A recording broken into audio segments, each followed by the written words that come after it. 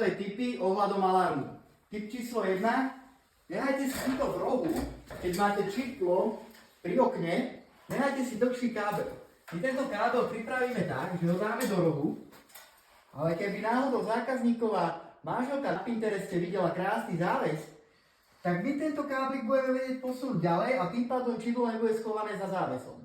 Čo má naozaj veľa ľudí. Tip číslo 2. Ústrednú nemôžete mať hneď niekde pri vstupe do domu. Musíte ju mať napríklad v technickej miestnosti a chránenú okamžitým detektorom. Takže tuto už ťaháme káble na alarm a sú pekne v technickej miestnosti, bude umiestnená ústredňa a tu nad nami už mám vyvedené káble na čidlo, ktoré bude okamžité. To znamená, keby niekto vošiel cez okno, automaticky vyvolá poplach a stihne ti to prísť.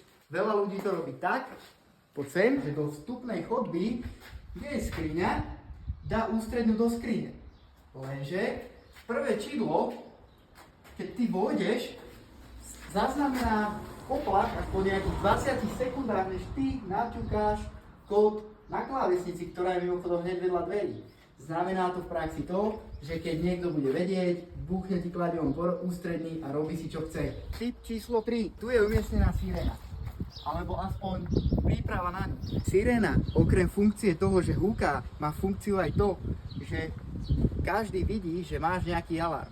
Takže hneď na čelo domu umiestni sirénu a možno to potenciálneho zlodeja odradí. Neskoro, keď ti niekto rozbije takéto sklo a potom až vyvolá poplach.